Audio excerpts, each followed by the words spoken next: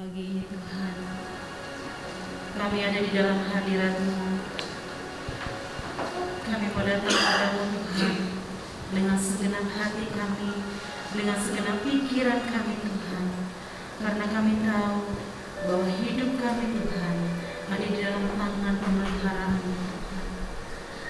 Terima kasih Tuhan, terima kasih Bapa. Syukur bagi-Mu Tuhan, syukur bagi-Mu Tuhan, syukur bagi-Mu.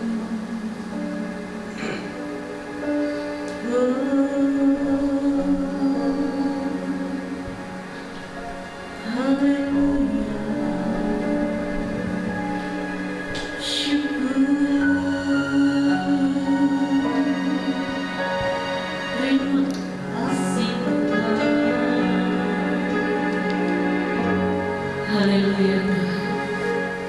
Hari ini adalah kesempatan buat saudara menyampaikan isi hatimu di hadapan Tuhan. Dia begitu baik, Dia begitu luar biasa dalam hidup kita. Haleluya Tuhan. Syukur Tuhan. Haleluya. Syukur.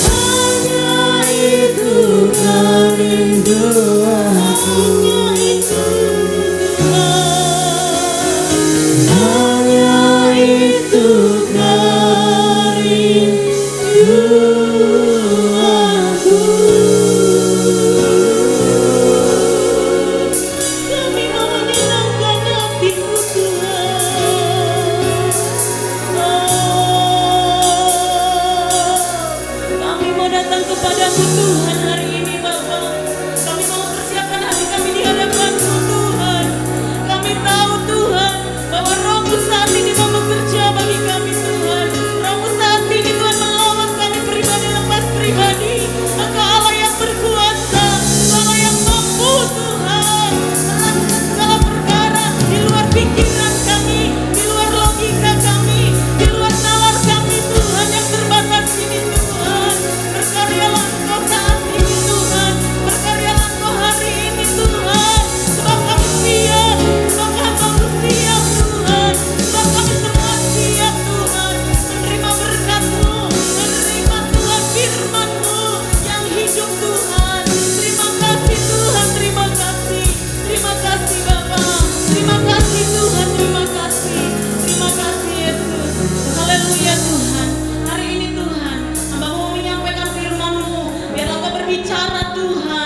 dari depan sampai di belakang. Kau tidak akan pernah melewatkan satu orang pun anak-anak-Mu yang datang dengan sungguh-sungguh, yang datang dengan kerinduan dari hati mereka kepadamu Tuhan.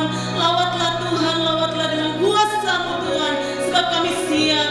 Biarlah firman-Mu itu Tuhan tertanam, benih tertabur di hati yang subur Tuhan, bukan hati yang penuh dengan batu-batu Tuhan, bukan dengan hati yang kering, bukan semak-semak, bahkan tidak akan jatuh di pinggir jalan. Tetapi kami percaya bahwa firman-Mu Tuhan akan tertabur di hati yang subur, yang sudah dipersiapkan oleh anak-anak Tuhan saat pagi hari ini Tuhan.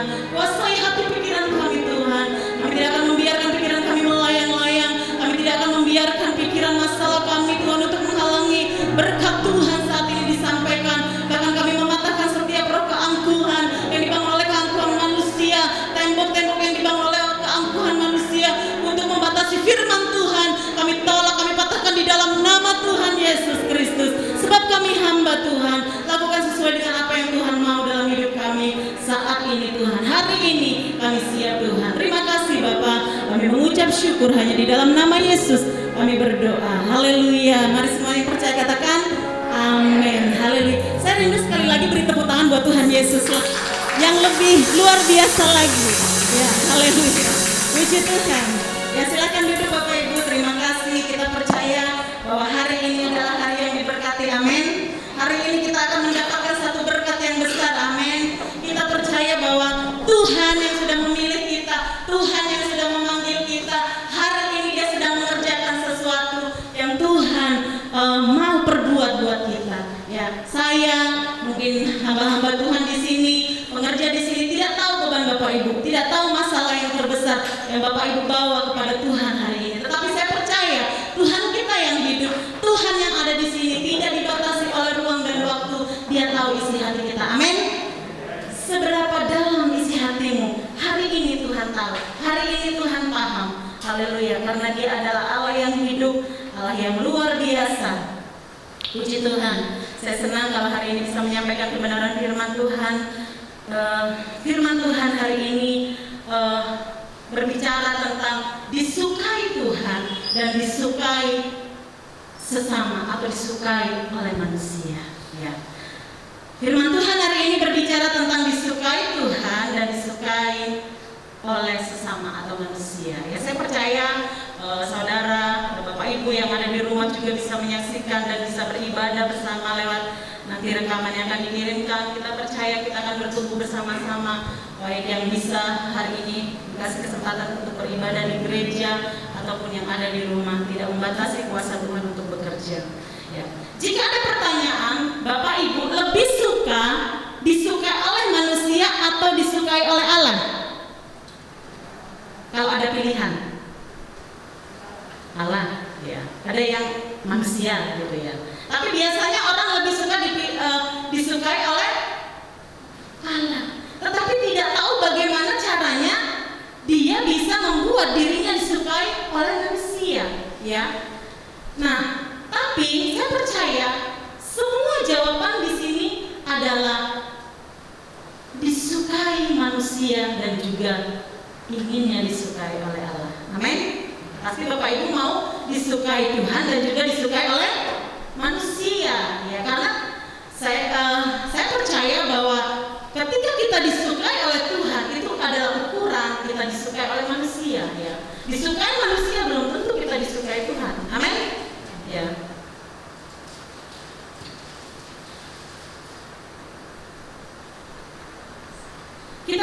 Kita percaya bahwa ketika kita lihat sekarang di media sosial, ya, orang bisa melakukan apa saja dan cara apa saja supaya bisa disukai orang, ya, supaya di like ya. Apalagi yang pengen temennya lihat yang di jauh sana supaya dia menyukai apa yang dia posting, apa yang dia lakukan di media sosial. Meskipun sebenarnya kadang-kadang yang di medsos itu banyak tipu-tipunya. Amin.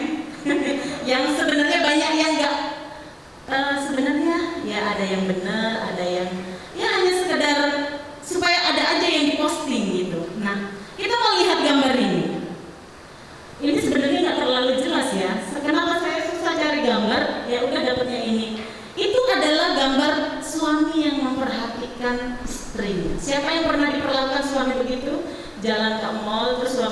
masangin sepatu di kaki ibu-ibu? Ada? Oh, Hendra sering. Ya, pernah ya? Ya. Pernah nggak nyuapin istri? Hah? Kok pada diem bapak-bapak? Kecuali istrinya lagi sakit baru disuapin gitu ya. Janganlah, kalau bisa ya. Ya saya juga sebenarnya nggak pernah juga sih disuapin suami kalau lagi nggak sakit ya. Kadang yang gitulah. Nah, biasanya ibu-ibu ini yang biasanya posting begini pasti istrinya, nggak mungkin suaminya ya. Biasanya istrinya. Supaya apa tujuannya diposting begitu? Supaya apa? Supaya dia bisa disukai, di like orang. Ya. Apalagi yang lagi ngejar-ngejar like ini apa ini namanya, anak hit. Jangan lupa di like, di subscribe. Ya. Di medsos yang nge-like dan yang di-like kadang itu suka menipu. Kenapa? Kadang-kadang saya ini nggak tahu benar atau nggak tahu salah ya. Kadang-kadang kita nge-like postingan orang itu kadang-kadang karena sungkan. Ini nggak enak banget sih aku lihat postingan ini, kalau nggak nge-like sebenarnya saya nggak suka sih, ya udah saya like aja gitu ya. Kadang-kadang begitu. Pernah begitu? Saya percaya nggak ada ya. Nggak ada ngaku. Ya. Atau teman dekat, ya teman dekat, ya karena ibu yang posting udahlah saya like aja gitu ya. Nggak enak, maksud saya harus diposting saya nggak pernah nge-like gitu ya. Karena teman ya. Ya jadi pernah nge-like? Pernah ya. Ibu di Yesus juga pasti pernah nge-like postingan teman. Biasanya karena sungkanisme, kadang tetangga ya. Saya punya tetangga, setiap kali posting aku nge-like terus. Saya nggak tahu dia suka atau enggak, pokoknya dia nge-like gitu ya. Atau karena sungkan kali ya. Yang selanjutnya mungkin pernah merasakan kebaikan orang itu, baik atau tidak baik, yang dia posting di like aja. Ya. Padahal saya jujur aja kalau nge-like sesuatu tuh kadang suka berat kalau nggak sesuai dengan hati nurani saya gitu ya. Kalau nggak pas, ya ngapain juga saya sukain gitu ya. Nah, Bapak Ibu, saya punya tetangga. Dia itu ya seorang ibu punya anak satu, ya, punya anak satu. Dia suka main aplikasi yang sekarang, ya, TikTok ya, suka main itu gitu ya. Dia kadang-kadang suaminya lagi kemana supaya kelihatan suaminya dikejar-kejar suaminya, padahal suaminya nggak suka gitu ya. Kadang-kadang dia foto, ya selalu posting terus gitu. Dan kita lihat wajah suami itu nggak suka gitu, tapi dia bahasanya ini hari yang indah di mana suami saya ngajak saya makan gitu ya. Padahal belum tentu juga, siapa tahu juga dia yang ngajak gitu ya. Tapi seolah-olah supaya lebih sempurna lagi postingannya gitu. Saya nggak pernah nge-like ya. Saya hanya ngeliatin aja. Suatu saat dia main TikTok, tiba-tiba suaminya mau ke kamar mandi, kan kalau udah diposting kelihatan semua ya. Digeser suaminya, didorong sama suaminya, istrinya mau jatuh kejengkang, tapi herannya dia posting. Dan katanya, ih suami saya tega banget, masa saya lagi ginian, maksudnya lagi bikin video didorong sampai mau jatuh. Dan postingan ini saya like. Karena saya senang, lucu gitu ya. Ini yang bagus, karena memang realita gitu ya. Keadaannya memang yang sebenarnya gitu. Nah, jadi Bapak Ibu, bagaimana kita pengen supaya orang menyukai kita itu susah, amin? Kita melakukan segala macam cara, itu susah. Kalau kita mau menyenangkan orang, itu gampang. Tinggal ajak traktir aja gitu ya. Ibu Helen di sini kita makan bakso ya. Pasti Bu Helen senang kan? Nanti tapi ibu yang bayarin gitu. Akhirnya Bu Helen ya nggak senang gitu ya. Cara kita membuat menyenangkan hati orang itu gampang. Undang aja dia ke acara-acara tertentu atau puji dia, hari ini ibu cantik, tapi dengan hati yang tulus, itu bisa menyenangkan hati orang. Tetapi untuk membuat orang lain suka kepada kita, nggak bisa dengan penampilan kita, ya. Nggak bisa dengan sesuatu yang kita buat-buat, tidak bisa. Ya. Nah kita mau belajar dari satu tokoh Alkitab, ya, di Samuel. Ya. Dia adalah Samuel. Ada yang di sini namanya Samuel? siapa? Ya ada ya. Samuel. Dia memang luar biasa, dia hampir tiap hari di gereja Bapak Ibu. Hampir tiap hari di gereja. Dia mungkin waktu itu umur berapa sudah diserahkan ke Om Panji atau Om Bondan ya. Sampai sekarang dia masih ada di sini ya. Kita mau baca di 1 Samuel 2 ayat 26. Kita mau baca bersama-sama. 1, 2, 3. Tetapi Samuel yang muda itu semakin besar dan semakin disukai, baik di hadapan Tuhan maupun di hadapan manusia. Amin. Tetapi Samuel yang muda itu, yang muda, ya, semakin besar dan semakin disukai, baik di hadapan Tuhan maupun di hadapan manusia.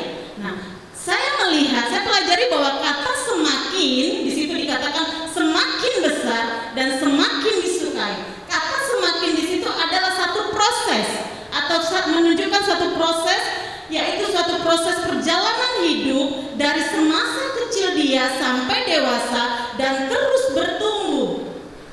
Kata semakin yang hanya satu kata itu adalah proses yang dialami atau yang dialami oleh Samuel pada saat itu dalam kehidupannya. Ya. Semakin besar dan semakin disukai. Ya. Nah, sekarang kita mau melihat Samuel dikatakan semakin besar dan semakin disukai oleh Tuhan dan manusia. Siapa Samuel? Ya, siapa Samuel? Samuel itu adalah anak dari Elkana dan Hana. Elkana ini punya 2 orang istri namanya Penina dan Hana. Penina punya anak, Hana tidak punya anak. Setiap hari Hana ini kalau bahasa sekarang itu kayak dibully lah sama Penina, karena Penina merasa hebat, dia punya anak sedangkan Hana tidak. Setiap hari Hana menangis, dia datang ke bait suci, dia datang ke bait Allah menangis. Suatu hari Imam Eli melihat Hana menangis, dikira sambil dia menyanyi, bersenandung, memuji Tuhan, dikira Imam Eli ini si Hana sedang mabuk. Kenapa engkau mabuk? Kata Imam Eli. Dan Hana berkata kepada Imam Eli pada waktu itu, dia bilang, Bapak, sebenarnya saya ini sedang tidak mabuk, tetapi hati saya ini sedang sedih, ya, karena saya menginginkan seorang anak laki-laki. Karena pada zaman Israel seorang anak laki-laki adalah seorang anak yang diperhitungkan, ya. Dia menginginkan seorang anak. Lalu Imam Eli mengatakan kepada Hana pada saat itu, pergilah dan engkau akan mengandung dan melahirkan seorang anak. Hana disuruh pulang, ya, karena dia sering menangis di bait suci, di bait Allah waktu itu. Dia pulang dan dia mengatakan kalau saya hamil, dia bernasar kalau saya punya anak, saya akan menyerahkannya ke bait Allah. Loh, dia pengen punya anak tapi dia kasihkan ke bait Allah, ya, anaknya.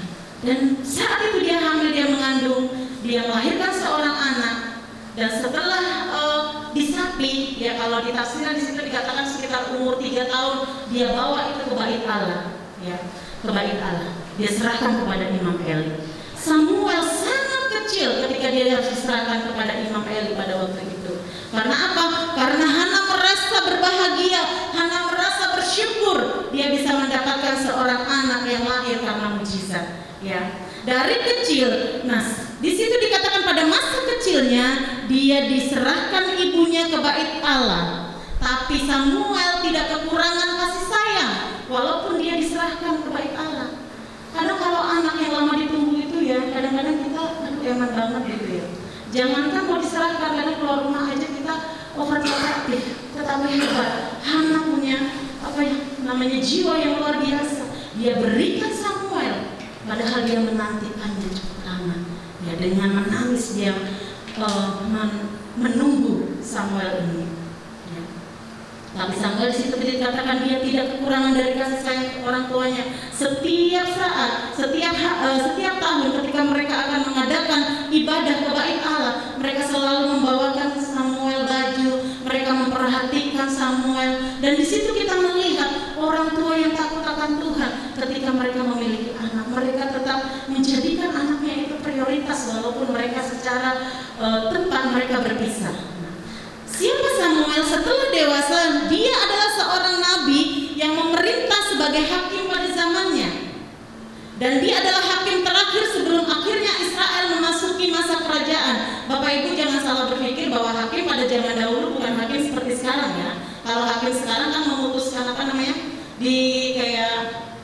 di perkara lah, di sidang, di kasus gitu ya. Tapi kalau hakim zaman dulu dia itu memerintah ya. Dia sebenarnya sama seperti seorang raja juga gitu, pemerintah, presiden, sama juga seperti itu. Tetapi pada saat itu Samuel juga sebagai seorang nabi, ya dia juga merangkap sebagai imam, membawa persembahan juga ke bait Allah, luar biasa. Tapi di sini saya melihat bahwa imam Samuel sebagai seorang nabi dia dapat melakukan segala sesuatu, ya tanpa melukai siapapun. Dan Samuel adalah seorang yang mengurapi dua raja yang sangat berpengaruh di Alkitab, yaitu Saul dan Daud. Pada masa tuanya dia mengurapi Daud untuk menjadi raja menggantikan Saul. Ya. Sekarang kita mau belajar mengapa Samuel disukai Tuhan dan sesama. Yang pertama, karena Samuel mengasihi orang lain.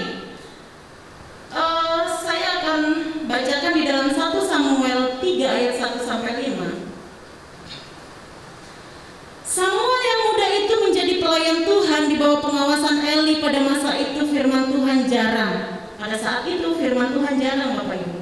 Penglihatan pun tidak sering. Pada suatu hari Eli yang matanya mulai kabur dan tidak dapat melihat dengan baik sedang berbaring di tempat tidurnya. Eli sudah tua ya Bapak Ibu ya. Dia sudah matanya kabur, sedang berbaring.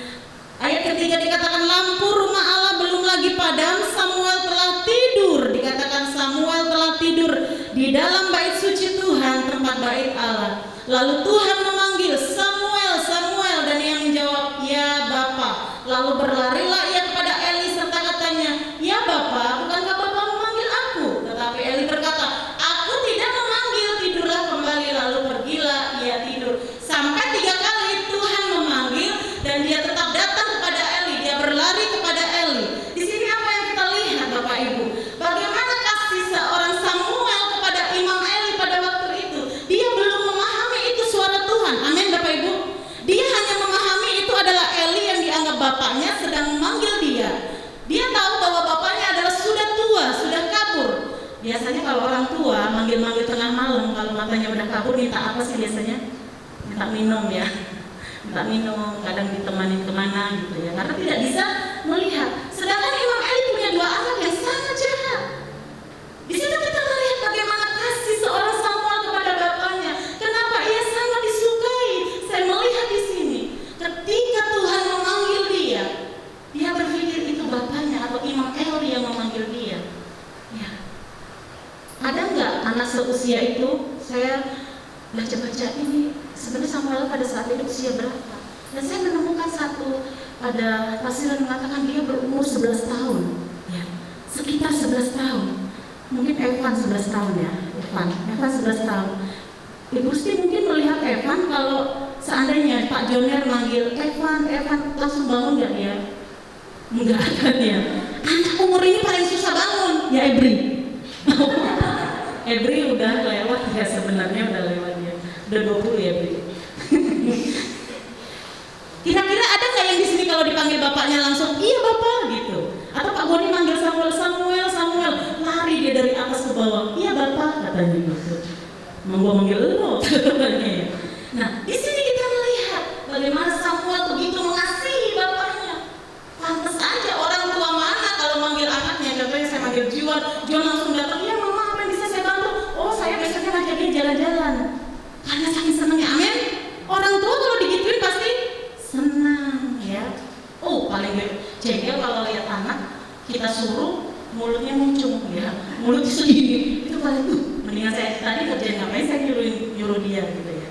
Nah itulah orang tua. Kenapa orang lain mengasihi dia? Dia punya rasa sayang, dia orang baik. Yang kedua, dia berani menyatakan kebenaran. Di dalam 1 Samuel 3 ayat 18 sampai 19 di situ dikatakan, saya mau bacakan. Lalu Samuel memberitahukan semuanya itu kepadanya dengan tidak menyembunyikan sesuatu pun. Kemudian Eli berkata, dia Tuhan, biarlah baik. Dan Samuel makin besar dan Tuhan menyertai dia, dan tidak ada satupun dari firman-Nya itu yang dibiarkannya gugur. Pada saat Tuhan memanggil Samuel, Bapak Ibu, Tuhan menyatakan, Tuhan ngomong langsung kepada Samuel bahwa dia akan melakukan sesuatu perkara yang besar pada bangsa Israel, dan juga dia akan menghukum keluarga bapaknya, bapak angkatnya atau Eli. Sebenarnya secara manusia mungkin dia bilang, gimana saya mau ngomong ini gitu ya. Tetapi ketika dia disuruh berkata jujur, dia berkata jujur. Dan Imam Eli, Bapak Ibu, dia tahu keadaan keluarganya, dan dia bilang, Tuhan punya hak melakukan apa yang Tuhan mau. Karena Imam Eli tahu bagaimana dia tidak berani menegur anak-anaknya yang berbuat jahat. Anak-anak Imam Eli itu namanya Hofni dan Pinehas. Dia anaknya Pak Eli ini, ya, Imam Eli ini. Kalau ada persembahan ke depan gitu ya, dibawa ke bait Allah, dulu kan persembahannya masih binatang ya. Mereka itu nggak dipersembahkan dulu, langsung dimakan dagingnya, Bapak Ibu ya. Karnivora kayak gitu ya. Bahkan yang belum sempat dipersembahkan udah dirampas duluan. Ya. Seharusnya kan mereka persembahkan dulu, dipotong di atas mezbah, darahnya tertumpah, lemak-lemaknya naik ke atas, baru dagingnya boleh dimakan. Ini enggak, belum dipotong di atas mezbah, lemaknya belum dibakar. Mungkin mereka masak rica-rica atau saksang atau saya nggak tahu ya.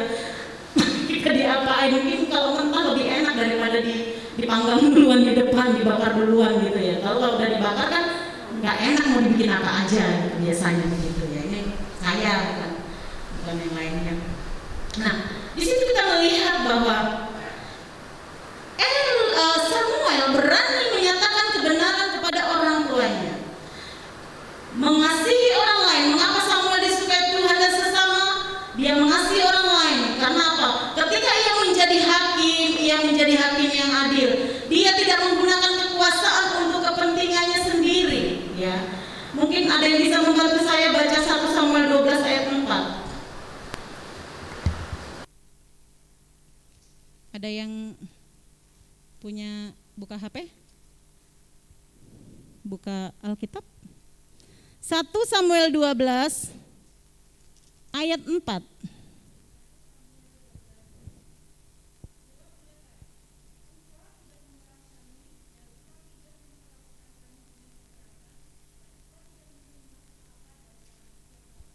Amin. Samuel tidak memeras siapapun dan tidak memperlakukan siapapun dengan kekerasan dan tidak menerima apapun dari tangan siapapun. Padahal dia hakim. Berbeda dengan kakak-kakaknya, kakak angkatnya Hofni dan Pinehas. Ya. Dia mengasihi orang lain sehingga dia tidak tega mengambil sesuatu dari orang lain. Saya katakan di sini bahwa Samuel tidak menggunakan kekuasaannya untuk kepentingannya sendiri. Kalau kita melihat pemimpin seperti ini, saya percaya semua rakyatnya senang. Amin. Kita punya presiden yang luar biasa. Amin. Kita senang melihatnya. Gitu. Kalau bisa dia terus, nggak usah ada periode-periode, dia terus. Gitu. Dan saya yakin Samuel disukai oleh rakyatnya pada saat itu, disukai oleh orang-orang Israel pada waktu itu. Bagaimana Samuel sangat memperhatikan orang lain, dia peduli pada kepentingan orang lain. Dan yang jelas dia terus berdoa. Di dalam 1 Samuel 12 ayat 23 dikatakan bahwa dia berdiri, dia berdoa untuk orang Israel, saking dia mengasihi orang lain. Ya, kita belajar, ya saya belajar, Bapak Ibu belajar untuk kita mau mengasihi orang lain dengan sungguh-sungguh, ya, dengan hati yang tulus, ya, bukan dengan sesuatu yang kita buat-buat supaya orang suka kepada kita, tidak. Dan di sini dia kata semakin tadi, inilah yang dilakukan oleh Samuel sehingga dia semakin disukai oleh orang lain atau orang sesama. Yang kedua, mengapa Samuel disukai Tuhan dan sesama? Karena dia takut akan Tuhan. Di dalam Samuel 2 ayat 5 sampai 6 di situ dikatakan, saya akan membacakannya di dalam 1 Samuel. Kita banyak baca ayat, nggak apa-apa ya Bapak Ibu ya. 1 Samuel 2 ayat 5 sampai 6 di situ dikatakan,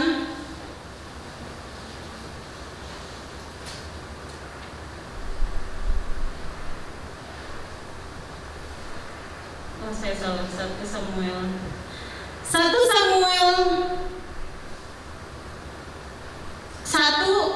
Samuel 2 ayat 12. Adapun anak-anak lelaki Eli adalah orang-orang dursila. Mereka tidak mengindahkan Tuhan ataupun batas hak para imam terhadap bangsa itu. Setiap kali seseorang mempersembahkan korban sembelihan, sementara daging itu dimasak, datanglah bujang imam membawa garpu bergigit 3 di tangannya dan dicucukkannya ke dalam bejana atau ke dalam kuali atau ke dalam belanga atau ke dalam periuk. Segala yang ditarik dengan garpu itu ke atas diambil imam itu untuk dirinya sendiri. Demikianlah mereka memperlakukan semua orang Israel yang datang ke sana, ke Silo. Nah, di sini Samuel tetap bersih meskipun dia dikelilingi oleh kejahatan. Anak dibawa ke bait Allah, ya, anak hakimnya, anak imamnya, anak pendetanya itu kelakuannya jahat. Pasti setiap hari dia melihat. Seorang anak yang melihat seperti itu, saya percaya sedikit demi sedikit akan terpengaruh. Tetapi kita melihat di sini Samuel tidak terpengaruh sedikit pun dengan keadaan pada saat itu. Ya, karena apa? Karena dia takut akan Tuhan. Ya, dia takut akan Tuhan, dilahirkan oleh orang atau oleh orang tua yang takut akan Tuhan. Oleh karena itu Bapak Ibu, saya bersyukur kita di sini datang beribadah. Kita adalah orang tua yang takut akan Tuhan. Amin. Membesarkan anak-anak kita dengan takut akan Tuhan. Saya kadang berpikir gini, ketika melihat beberapa orang tua atau orang-orang yang punya anak lebih besar dari saya dan anak-anaknya bisa melayani, anak-anaknya bisa baik, anak-anaknya bisa taat, saya kadang-kadang, Tuhan bisa nggak saya seperti ini? Ya. Saya tidak bisa menjamin, tetapi saya mau berusaha supaya anak-anak saya juga menjadi anak-anak yang baik, ya, tidak mempermalukan Tuhan. Dan bersyukurlah Bapak Ibu kalau anak-anak bisa melayani di sini, jangan dilarang-larang. Ya kalau mau main terus-terusan di sini pagi siang sore ini jangan ya dilarang. Maksudnya kalau mereka mau melayani ibadah jangan dilarang. Itu adalah anugerah yang Bapak Ibu terima. Amin. Enggak semua anak-anak muda bisa seperti mereka di tempat ini. Ya, saya enggak muji ya. Enggak, bukan memuji, tetapi acungin jempol supaya enggak sombong ya. Dan saya melihat mereka punya hati untuk melayani Tuhan. Mereka dibayar? Enggak dibayar. Mereka dikasih makan, latihan? Enggak. Ya, suka bawa minum sendiri. Ya, mereka dikasih sesuatu? Enggak. Saya salut melihat yang begitu gitu ya. Ya, oleh karena itu jangan patahkan semangat anak-anak kita ketika anak-anak kita setia melayani Tuhan. Elkana dan Hana kasih anaknya ke bait Allah. Pak Hendra nanti kasih Yonatan buat melayani di gereja DSY. Amin. Awan ya. Semua yang punya anak-anak ya, kita lihat ya, Amel, Helen semuanya ya. Nanti yang lain-lain yang masih anaknya kecil-kecil ya. Bahkan suami saya sudah memimpikan nanti Juan main ini. Ya, jangan dipaksa juga kalau anaknya nggak mau ya. Jangan karena orang tua yang pengen anaknya bisa main drum, anaknya dipaksa. Akhirnya anaknya stres, nggak boleh juga begitu ya. Nah, di situ kita mau belajar bagaimana kita melihat anak-anak bertumbuh di dalam pengenalan akan Tuhan seperti Samuel. Samuel disukai Tuhan karena dia mengutamakan perintah Tuhan, dia peka terhadap Tuhan. Itu ada ayat-ayatnya. Mengutamakan perintah Tuhan. Di ayat Samuel 15 ayat 22 dikatakan, pada saat itu saking takutnya Samuel sama Tuhan, ketika Saul pergi berperang melawan Raja Amalek, Raja Agag, ya, Tuhan suruh apa kepada Saul? Musnahkan semua yang ada di Amalek. Dan dengan kesungkanan Saul atau dia ini, saya tidak tahu motivasi, tapi di situ dikatakan dia sungkan untuk memperingatkan rakyatnya. Mereka membawa kambing domba untuk dipersembahkan kepada Tuhan. Tuhan suka? Tidak. Meskipun itu kelihatannya rohani, Tuhan tidak suka. Amin. Saul melakukan yang bukan menjadi bagiannya. Makanya Samuel marah kepada Saul, kenapa kau tidak memusnahkan mereka semua? Dan Saul melakukan hal yang tidak benar, dia tidak mendengar Tuhan. Dan kita melihat bagaimana Samuel takut akan Tuhan, bahkan dia menegur Saul pada saat itu. Karena apa? Karena dia takut akan Tuhan. Ya. Jangan kita seperti Saul, kadang-kadang kita mempersembahkan sesuatu supaya kelihatan rohani, supaya disukai oleh Tuhan. Tuhan tidak suka kalau kita melakukannya bukan karena kehendak Tuhan. Bagaimana kita bisa disukai oleh Tuhan? Yaitu perbuatan kita yang sesuai dengan firman Tuhan, amin, yang sesuai dengan perintah Tuhan. Saul melakukan persembahan kelihatannya rohani, tetapi tidak sesuai dengan perintah Tuhan, Tuhan marah. Dan saya mau katakan kepada kita semua, ketika kita melakukan sesuatu membawa kepada Tuhan seolah-olah itu kita cinta Tuhan, tetapi sebenarnya Tuhan tidak mau. Dan kita perlu selidiki, apakah itu sesuai dengan firman Tuhan atau tidak. Amin Bapak Ibu. Kita mau seperti Samuel, belajar melakukan segala sesuatu oleh karena takut akan Tuhan, mengutamakan perintah Tuhan. Bahkan di situ dikatakan yang ketiga, Samuel mendengarkan suara Tuhan, taat pada perintah Tuhan. Bangsa Israel mulai gerah. Mereka bilang gini, Pak Samuel bahasanya gitu ya, Bapak Hakim Samuel, itu semua negara-negara di sebelah kita, itu mereka punya raja. Kok kita nggak punya raja? Mereka memaksa Samuel untuk mengangkat seorang raja pada waktu itu. Padahal Samuel adalah seorang hakim, dan pada saat ini dia mau pensiun, dia mau menyerahkan kepada anak-anaknya, tetapi anak-anaknya juga tidak nggak kompeten sebagai hakim gitu ya. Dan ketika dia bertanya kepada Tuhan, Tuhan bilang ya udah angkat aja. Walaupun nggak sesuai dengan hatinya Bapak Ibu, tetapi Tuhan bilang udah angkat aja Saul jadi raja. Sakit sebenarnya ya, sakit Tuhan. Saya sudah melayani, saya pengen mengikuti Tuhan, kok Tuhan masih mengiyakan mereka. Mereka nggak tahu Tuhan, mereka itu memaksakan diri. Tapi Tuhan bilang lakukan, dan dia melakukan. Ada berapa kali kita begitu, kadang kita Tuhan sakit sekali, saya pengen melayani Tuhan, saya pengen melakukan ini, tetapi Tuhan katakan berkata, lakukan. Banyak kali ya kita harus menyangkal kedagingan kita untuk mengikuti Tuhan, amin. Banyak kali kita harus sakit untuk mengikuti Tuhan, amin. Samuel pernah mengalaminya. Dia harus menyerahkan itu kepada Saul. Sebenarnya dia menganggap Saul itu gak layak jadi raja, adalah karena Tuhan yang mau. Dan saya percaya Tuhan memerintahkan itu karena Tuhan tahu, Tuhan punya maksud, Tuhan lebih tahu akan apa yang terjadi di kemudian hari. Walaupun Saul seorang yang akhirnya dia berbalik dari Tuhan, ya, dia tidak percaya Tuhan.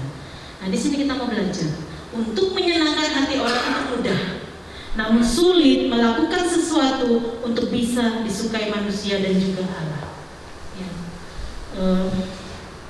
Saya punya kesaksian. Minggu ini saya rasa kayak berat gitu ya, mau mempersiapkan firman Tuhan. Saya punya teman, sebenarnya dia bukan teman dekat saya. Dia kakak kelas saya, ya, gitu. Dia sudah berpisah dengan suaminya. Dia punya anak, satu SMA, satu SMP Bapak Ibu. Dan setiap hari dia share, karena dia sudah putus asa, dia punya hutang-hutang yang menumpuk sekitar ya puluhan juta. Dan saya nggak tahu kenapa, biasanya saya masa bodoh gitu. Nggak tahu kenapa saya merasa terbeban, gitu ya. Terbeban artinya saya merasa kasihan. Tuhan, bagaimana kalau saya ada di posisi dia? Meskipun kadang-kadang kesalahan itu dilakukan secara sengaja, tetapi pada saat itu saya berpikir siapa tahu pada saat itu dia benar-benar ingin bertobat, ingin berubah, dan dia memohon, dan sepertinya tidak ada satupun yang peduli gitu ya. Terus saya bilang, Kak, bisa nggak? Saya nggak bisa membantu kakak ya secara dana. Jujur saya nggak punya, kalau sampai bisa membantu seperti itu saya nggak punya gitu ya. Saya bisa ini nanti saya minta tolong ke satu grup di mana di situ adalah teman-teman kita semua. Siapa tahu dengan mereka bisa digerakkan. Saya share salah satu, dan Bapak Ibu tahu niat hati saya membantu. Banyak orang yang jawab kepada, ngapain kamu bantu dia? Dia itu sudah begini. Saya bilang saya membantu dia karena dia butuh pertolongan. Jangan sampai kita salah menyalurkan bantuan. Saya bilang urusan masalah dia adalah urusan dia, jangan sampai kita menjadi menghakimi dia. Saya bilang begitu. Ada lagi yang japri saya, enggak usah dibantu, dia itu begini, dia begitu. Saya bilang, saya hanya memberi tanggapan saja, maksudnya kalau memang membantu, kalau enggak ya nggak apa-apa. Dan dia minta tolong, tolong Silin kirimkan ini kepada seseorang yang lebih senior, yang maksudnya di situ ketuanya, siapa tahu dia bisa mengkoordinir anggota di situ yang cukup banyak ya. Saya kasih, karena saya anggap saya memberi nomor, karena itu nomor kan sudah di grup umum dan semua orang tahu gitu. Dengan hati indah saya kasih, tiba-tiba yang saya kasih nomor nelpon, Linda, kamu kasih nomor saya, kasih ini ya katanya gitu. Hati saya, kenapa ibu ini marah-marah? Dia orang yang senior ya. Saya tidak menghakimi, dia senior. Secara rohani dia senior. Kamu tahu keadaan saya? Saya memang tahu dia ibu ini sedang sakit, tapi sebenarnya sudah sembuh gitu. Saya nggak bisa membantu dia. Saya berpikir gini, ibu saya itu kok ibu salah pengertian, saya minta tolong bukan untuk ibu melunasi hutangnya, tetapi menjadi perantara untuk dapat meminta tolong kepada anak-anak yang lain gitu. Saya nggak punya kekuatan di situ gitu, di grup itu. Saya siapa? Saya hanya anggota gitu. Akhirnya saya bilang, Bu, saya membantu bukan karena saya mosok jadi pahlawan, tetapi saya kasihan dia sebagai teman. Akhirnya ibu ini mulai maaf Bu kalau saya sudah lancang memberi nomor ibu, karena saya tahu itu nomor di grup itu secara umum orang sudah tahu. Dan ya udah nggak apa-apa Linda, saya memang karena saya nggak bisa ini, saya nanti mau sampaikan. Dan ada satu lagi yang ketuanya bilang ke teman saya di WhatsApp itu, bilang, maaf kita nggak ada di grup ini, nggak ada sistem bantuan kepada siapapun, karena saya tahu sering ada bantuan di situ gitu ya. Teman saya ini nggak ada di grup. Terus dia bilang, nanti saya bilang deh ke Linda biar dia sendiri kan inisiatifnya dari Linda, biar Linda aja nanti yang ngasih tahu ke teman-temannya semuanya. Seolah-olah menyalahkan saya. Semua menyalahkan saya. Dan saya menangis, Tuhan, saya mau Tuhan, ada bantuan. Saya nggak tahu dia punya masalah apa. Jangan sampai saya menghakimi dia oleh karena kesalahan. Pada saat ini yang dia butuhkan adalah dia terlepas dari utang-utangnya. Saya sampai gini, Tuhan, kalau saya punya uang 50 juta aja atau 100 juta Tuhan kasih, saya bantulah orang-orang yang susah Tuhan. Tapi saya harus banyak amat Tuhan gitu ya. Jangan kebanyakan lah gitu ya. Ya biar maksudnya biar ada yang bisa saya bantu lagi gitu ya.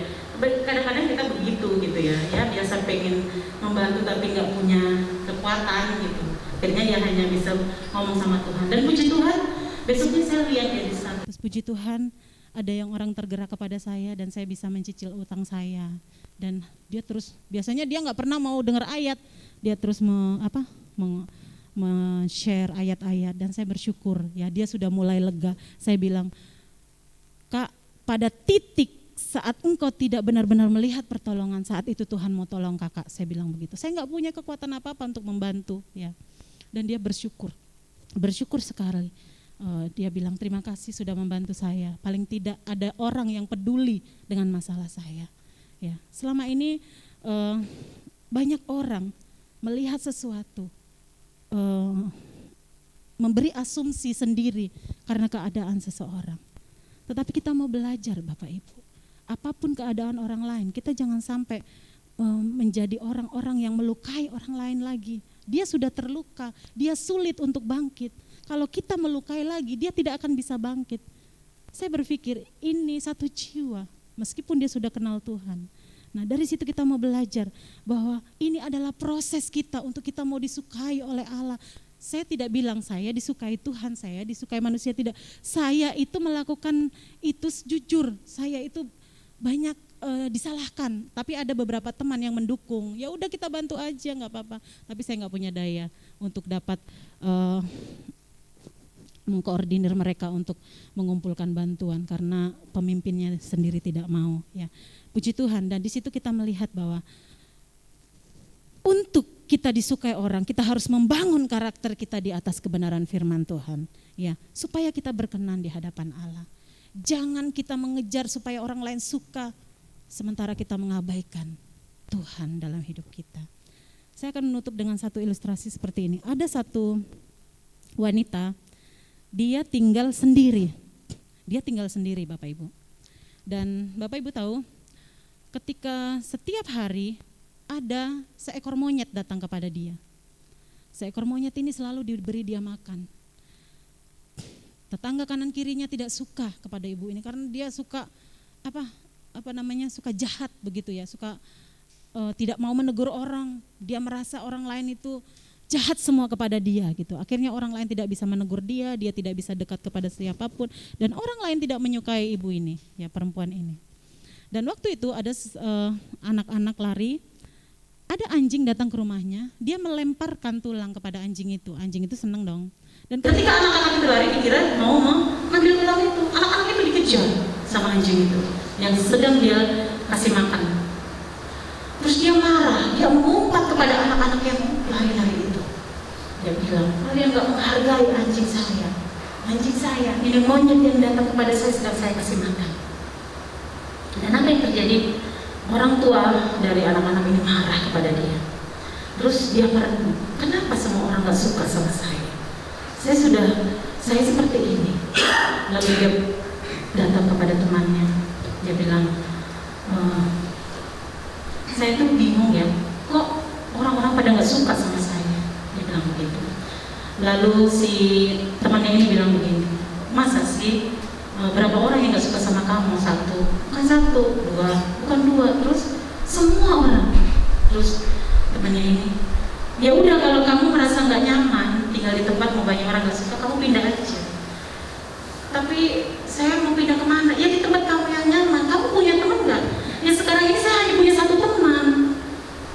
Ya satu teman. Ya saya merasa nyaman dengan dia katanya. Dia sering datang ke tempat saya. Lalu ya udah, sekarang kalau kamu merasa nyaman dengan temanmu, pergilah ke tempat dia dan kamu bisa tinggal bersama-sama dengan dia karena dia bisa menerima kamu. Kamu aneh-aneh, kenapa? Teman saya bukan manusia, terus teman saya monyet, dia tinggal di hutan katanya. Jadi artinya kalau udah nggak ada satupun orang yang suka di sekitar kita, ya tinggal di hutan begitu bersama dengan itu, ya. Artinya Bapak Ibu, untuk kita bisa disukai oleh orang lain, bukan orang lain, tetapi dari kita. Amin. Bagaimana kita menyadari diri kita supaya berkenan kepada Allah dan berkenan kepada manusia. Jadi jangan selalu menyalahkan orang lain, jangan selalu menyalahkan situasi. Ya habisnya sih tadi si Joshua gitu, makanya saya begini, gitu ya. Menyalahkan selalu. Ya pas jalan habis sini tadi nih di sini, makanya kalau dia nggak di sini pasti saya tadi nggak jatuh, gitu ya. Selalu menyalahkan sekitarnya. Bagaimana orang lain nggak suka? Amin Bapak Ibu. Koreksi diri kita. Apakah lewat perkataan kita, apakah lewat sikap hati kita, apakah lewat tindakan kita, kita banyak menjadi batu sandungan bagi orang lain dan tidak menyenangkan hati Tuhan? Kita jawab pribadi kita sendiri. Puji Tuhan. Kita mau merenungkan firman Tuhan kita saat pagi hari ini. Haleluya Tuhan. Syukur bagimu Tuhan. Kami tahu Tuhan bahwa firman yang Hamba-Mu sampaikan ini terbatas. Tetapi satu hal yang menjadi kerinduan kami adalah kami ingin disukai oleh Tuhan dan juga oleh manusia.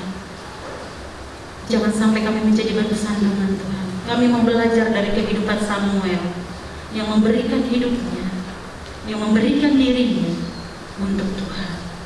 Terima kasih Bapak. Engkau lawatlah semua kami di sini. Kami tahu bahwa kami sedang dalam proses belajar Tuhan untuk menjadi lebih sempurna Tuhan.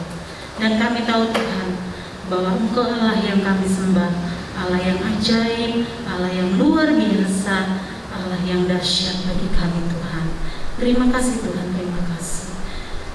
Di dalam Mazmur 119 ayat 9 dikatakan bahwa dengan apakah seorang muda mempertahankan kelakuannya bersih, dengan menjaganya sesuai dengan firman. Kami mengucap syukur buat hari ini dan kami serahkan firman-Mu hanya kepadamu saja. Di dalam nama Yesus kami sudah berdoa dan mengucap syukur. Haleluya. Amin. Puji nama Tuhan, saya serahkan kepada Bapak. Silakan Bapak Ibu Saudara mempersiapkan perjamuannya. Saya akan membacakan yang menjadi dasar kita melakukan perjamuan kudus hari ini. 1 Korintus pasal yang ke-11 ayat 23 sampai dengan ayat yang 29. 1 Sebab apa yang telah kuteruskan kepadamu telah aku terima dari Tuhan, yaitu bahwa Tuhan Yesus pada malam waktu ia diserahkan mengambil roti, dan sesudah itu ia mengucap syukur atasnya, ia memecah-mecahkannya dan berkata, inilah tubuhku yang diserahkan bagi kamu, perbuatlah ini menjadi peringatan akan aku. Demikian juga ia mengambil cawan sesudah makan lalu berkata, cawan ini adalah perjanjian baru yang dimeteraikan oleh darahku. Perbuatlah ini setiap kali kamu meminumnya menjadi peringatan akan aku. Sebab setiap kali kamu makan roti ini dan minum cawan ini, kamu memberitakan kematian Tuhan sampai ia datang. Jadi barang siapa dengan cara yang tidak layak makan roti atau minum cawan Tuhan, dia berdosa terhadap tubuh dan darah Tuhan. Karena itu hendaklah tiap-tiap orang menguji dirinya sendiri, dan baru sesudah itu dia makan roti dan minum dari cawan itu. Karena barang siapa makan dan minum tanpa mengakui tubuh Tuhan, dia mendatangkan hukuman atas dirinya. Apakah di antara Bapak Ibu Saudara ada yang belum mendapatkan anggur dan roti?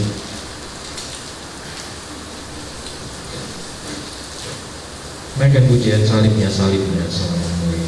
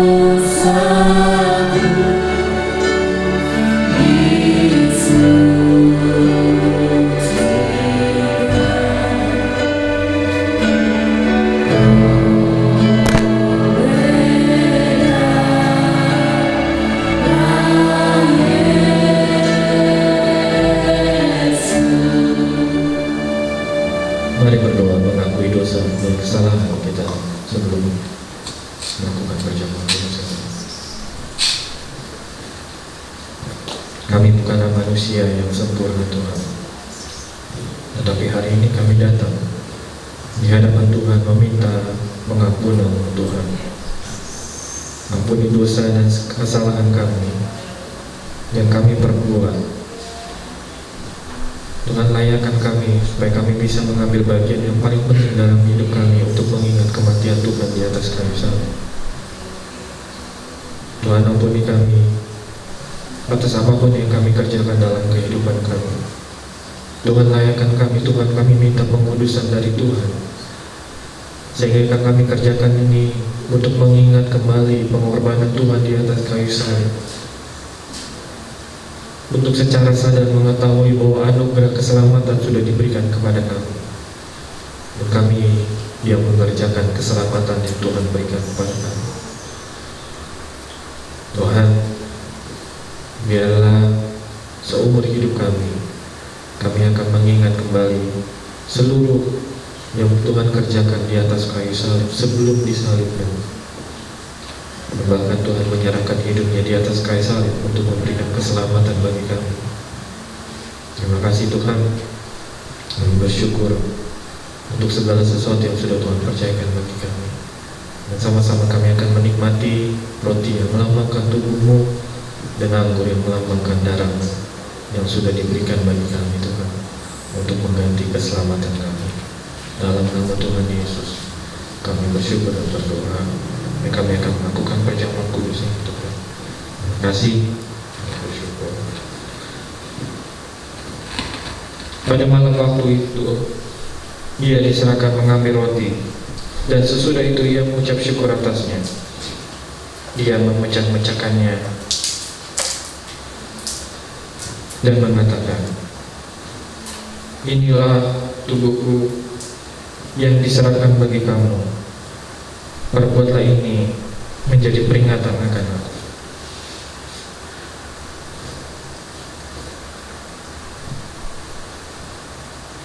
Tubuhmu yang diserahkan bagi kami.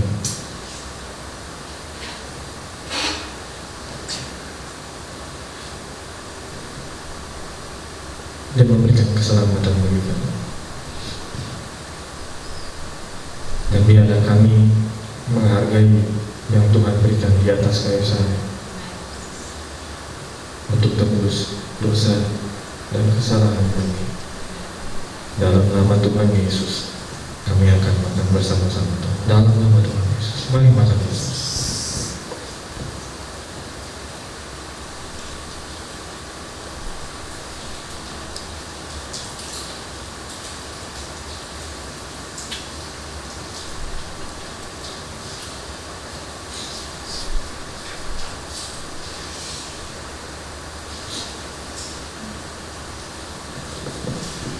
Demikian juga Ia mengambil cawan sesudah makan lalu berkata, "Cawan ini adalah perjanjian baru yang dimeteraikan oleh darahku. Perbuatlah ini setiap kali kamu meminumnya menjadi peringatan akan aku. Darah-Mu dicurahkan bagi kami, keselamatan diberikan bagi kami." Kami bersyukur Tuhan untuk anugerah yang Tuhan berikan. Dalam nama Tuhan Yesus, kami akan minum bersama-sama Tuhan. Dalam nama Tuhan Yesus, mari minum bersama.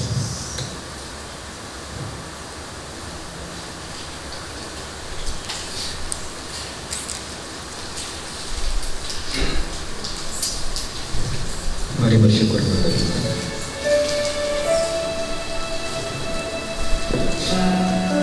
Mari naikkan ucapan syukur kembali.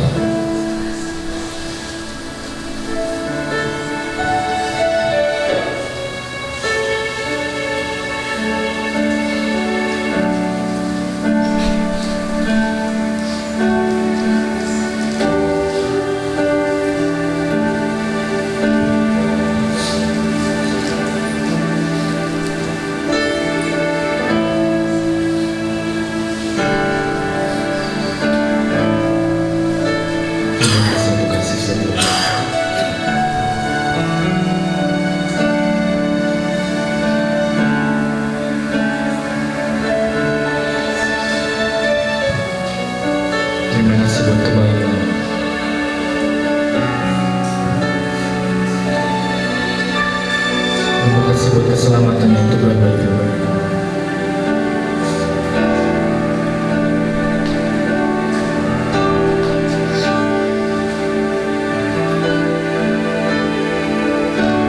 Besar kasih setia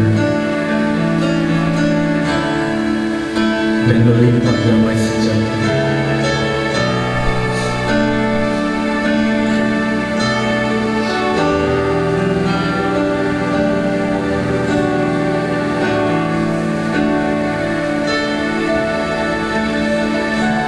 Diberkatilah kami sekalian ya Tuhan, pribadi lepas pribadi, hidup yang mempermuliakan nama Tuhan.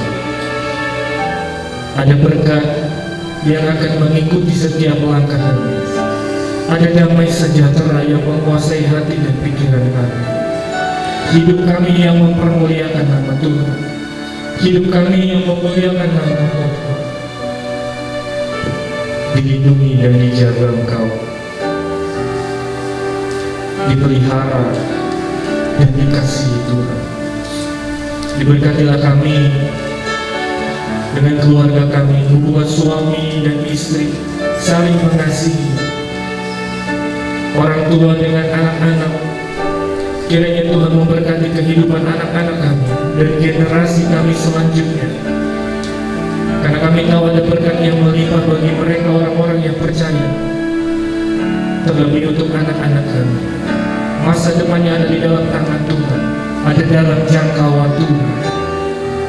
Diberkatilah dengan usaha dan pekerjaan kami. Apapun kesulitan usaha yang kami kerjakan Tuhan, kami tahu Tuhan akan menolong kami dan memberkati hidup kami, sehingga hidup kami memberkati keluarga kami dan memberkati pekerjaan Tuhan, baik di tempat ini ataupun di tempat yang lain. Diberkatilah gereja kami, rumah bejana kemuliaan. Tuhan memberkati para pekerja gereja dan para penata layan, gembala-gembala ibadah yang ada Tuhan. Kiranya damai sejahtera-Mu turun atas kami semua, hikmat-Mu yang akan kuasai hati dan pikiran kami, sehingga kami mempermuliakan nama Tuhan. Terima kasih buat perjamuan-Mu di sini. Terima kasih yang kami terima itu.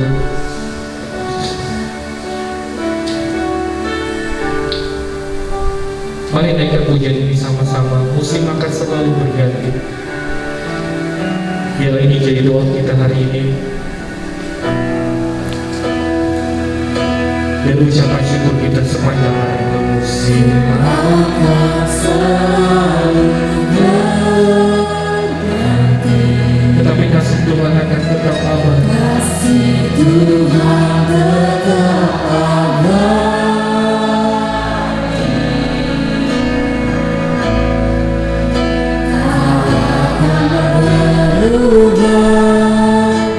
Sampai selamanya ku tetap percaya. Ini yang kami paham dan kami percaya. Ku yakin Tuhan memberkati. Dengan iman percaya kami. Ku yakin Tuhan melindungi.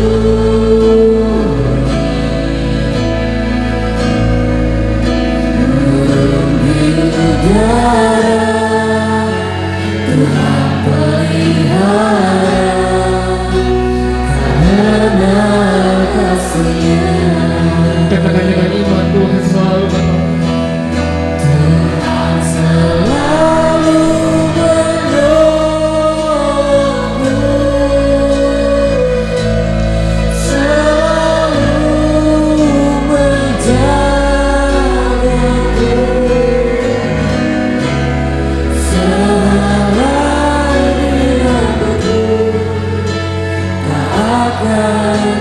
Terjatuh tanpa seizin-Mu.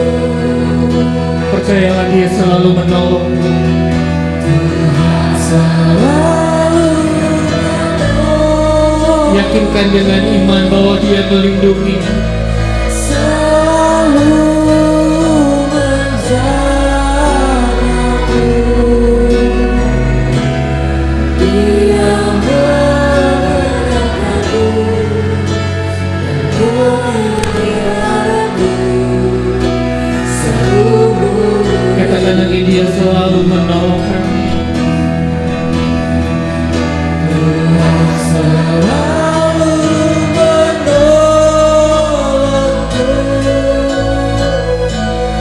selalu menjagaku.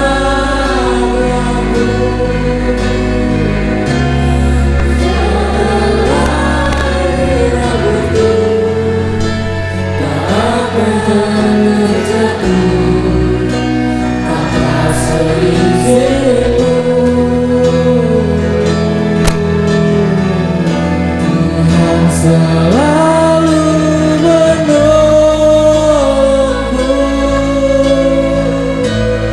selalu menjagaku.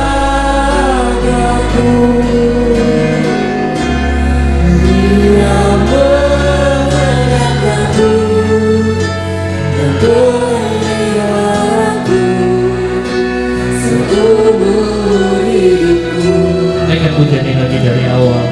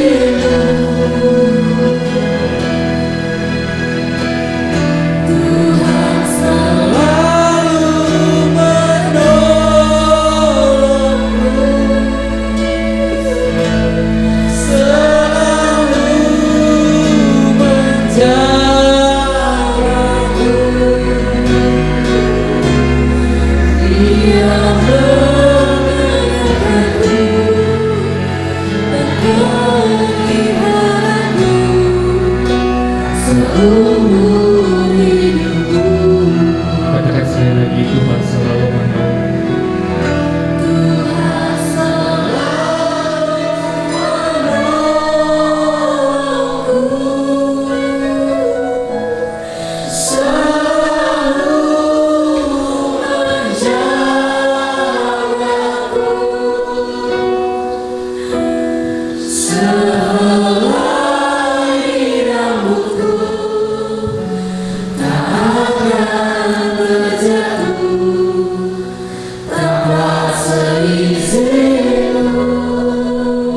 Dia selalu menolongku.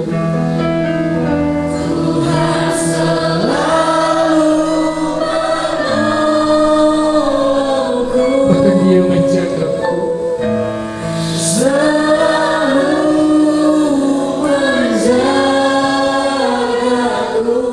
Dia yang memelihara.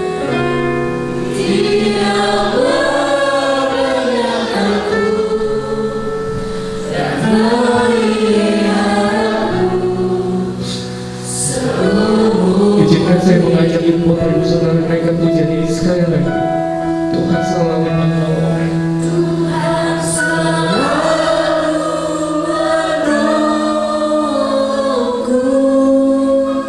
Ini yang harus kita yakini.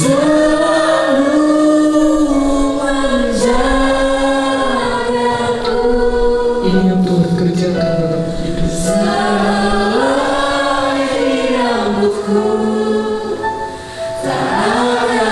Percaya Tuhan tidak akan membuat kita.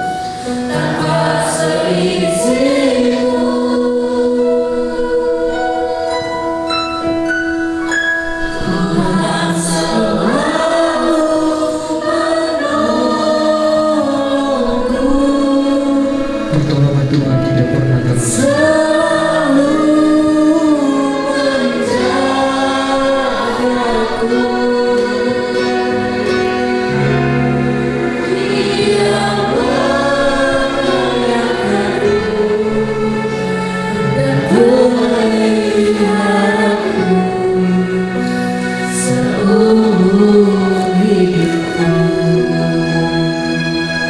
Dia mengenyangkanku.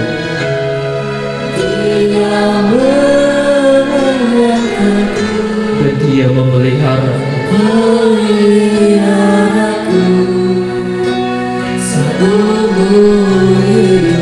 sepanjang hidup kami itu.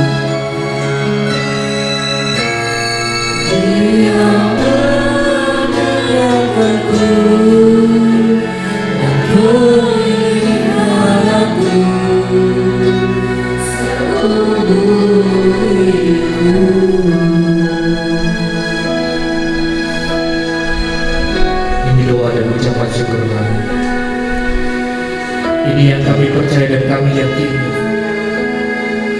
bahwa ada pertolongan Tuhan yang tidak akan pernah terlambat dalam hidup.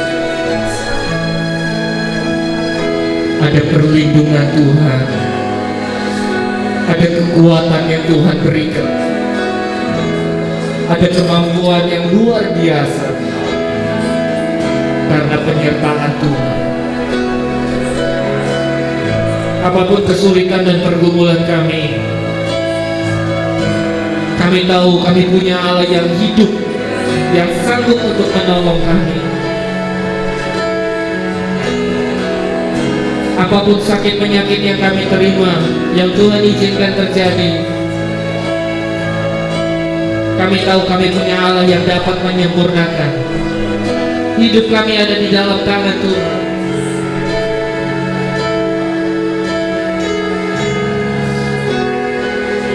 tahu kami akan dapat melampaui dan melalui hari-hari bersama-sama dengan Tuhan. Karena damai sejahtera-Mu yang kuasai hati dan pikiran. Tuhan, secara khusus kami berdoa untuk Ibu Nelly yang masih terbaring di rumah sakit. Tuhan sudah memberikan kelancaran dan kesempurnaan dalam operasi yang dilakukan. Kami tahu Tuhan pasti akan menyempurnakan kembali dengan hidup yang satu ginjal yang Tuhan izinkan dalam hidupnya. Bahkan Tuhan mengizinkan menambah 1 tahun lagi umurnya, terbaring di rumah sakit untuk merayakan ulang tahun. Tapi kami tahu ada pertolongan Tuhan. Kami tahu ada penyertaan Tuhan. Kami juga bersyukur buat Tante Bibit yang sudah kembali lagi pulang di rumah setelah beberapa hari dirawat. Dalam nama Tuhan Yesus, hamba-Mu berdoa dari tempat ini memberkati. Kalau ada bagian tubuhnya yang belum Tuhan sempurnakan, Tuhan, hari ini kami bersepakat hari ini untuk memberkati Tante Bibit. Kalau paru-paru yang kurang baik, Tuhan, dalam nama Tuhan Yesus, Tuhanlah yang menjamah dan membenahi seluruh anggota tubuhnya.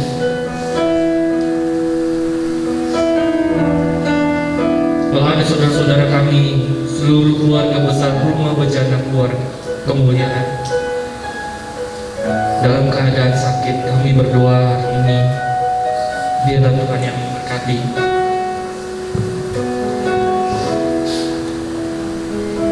Apapun kesulitannya Tuhan, apapun yang terjadi dalam kehidupan kami, ya, kami siap.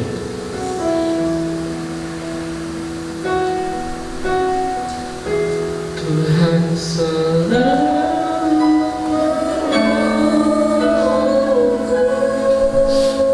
ini doa dan ucapan syukur.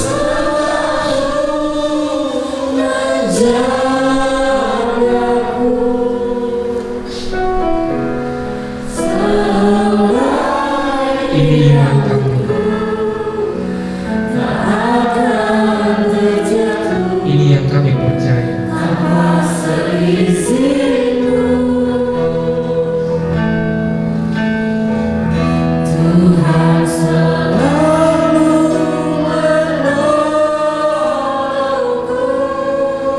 Tidak pernah terlambat.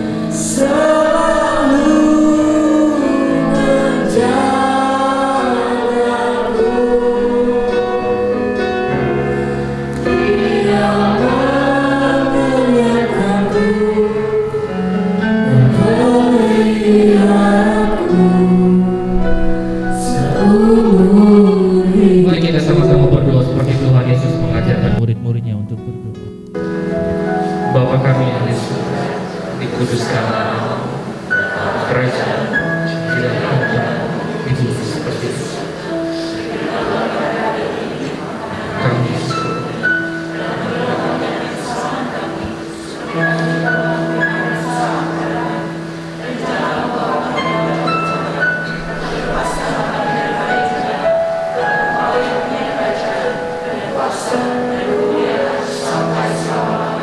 diberkatilah orang yang mendengarkan firman Tuhan dan melakukannya sesuai dengan kehendak firman Tuhan. Mari arahkan pikiran kita untuk terima berkat Tuhan. Tuhan memberkati engkau dan melindungi engkau. Tuhan menyinari engkau dengan wajah-Nya dan memberi engkau kasih karunia. Tuhan menghadapkan wajah-Nya kepadamu dan memberi engkau damai sejahtera serta persekutuan dengan Roh Kudus mulai hari ini bahkan sampai selama-lamanya. Bapa, terima kasih. Terima kasih.